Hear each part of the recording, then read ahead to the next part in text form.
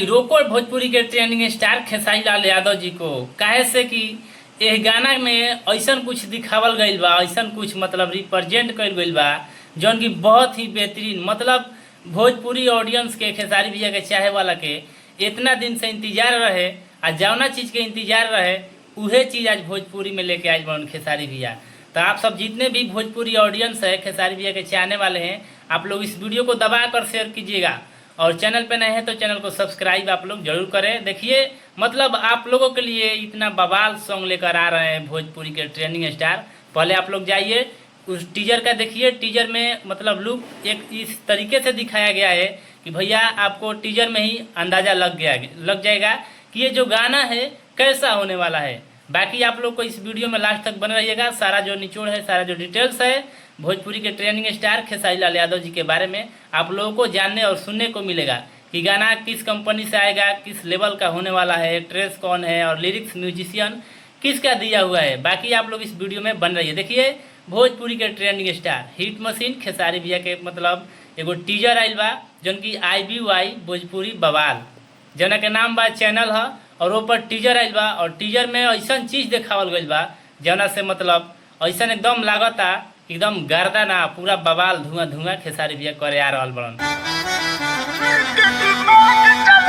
कैसे कि जौन फैंसन के डिमांड रहे और बहुत दिन से डिमांड रहे कि खेसारी भैया एगो अहिरान रंगदारी सॉन्ग तू जरूर लेके आवो।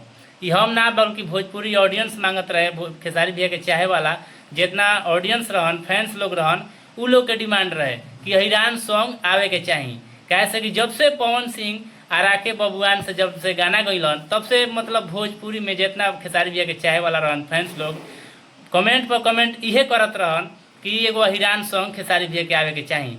बाकी रउआ लोग के जौन इंतजार बा खत्म होके जा रहा बा। कैसे कि और जौना गाना के नाम बा अहिर के दिमाग। अब अहिर के दिमाग में का देखावल बा अभी तक गाना के सुनला के बाद पता चली। बाकी गाना अगला के बाद हम वीडियो में रिव्यू लेके जरूर आइब। बाकी आप लोग इस टीजर को ज़्यादा से ज़्यादा प्यार आशीर्वाद दीजिए, ज़्यादा से ज़्यादा सुनिए। जिस गाने का नाम है अहिर के दिमाग और खेसारी भैया हाथ में चाकू तलवार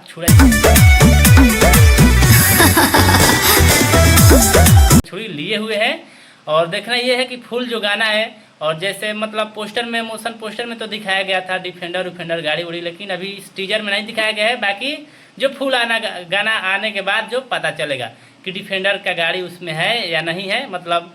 तो बाकी आप लोग उस टीजर को ज़्यादा से ज़्यादा सुनिए और खेसारी लाल यादव और शिल्पी राज के अंदाज में भैया ये गाना गावल गईल बा मतलब बहुत ही एकदम खतरनाक अंदाज में गावल गईल बा। और एक्ट्रेस के बात करता नहीं तो काजल कश्यप जेकर नाम बा काजल कश्यप में फ्यूचरिंग के रोल कैले बाड़ी और म्यूजिक जे दिले बा भैया कान्हा सिंह म्यूजिशियन बने और लिरिक्स जो बन भोजपुरी के मतलब ट्रेंडिंग स्टार के मतलब आसपास बोका म्यूजिक के कंपनी वाले मालिक कृष्णा बेदर्दी के लिरिक्स दिल गईल बा। तो कृष्णा बेदर्दी के लिरिक्स और खेसारी भैया के अंदाज में गावल गाना मतलब एकदम बवाल होइबे तो होइबे करी। कहे से कि गाना के नाम बा अहिर के दिमाग। बाकी ये अपडेट था जो कि हमें लगा कि आप लोगों को बताना बेहद ज़रूरी है। बाकी चलते हैं किसी नए अपडेट के साथ। Thank you, love you all Bhojpuri समाज।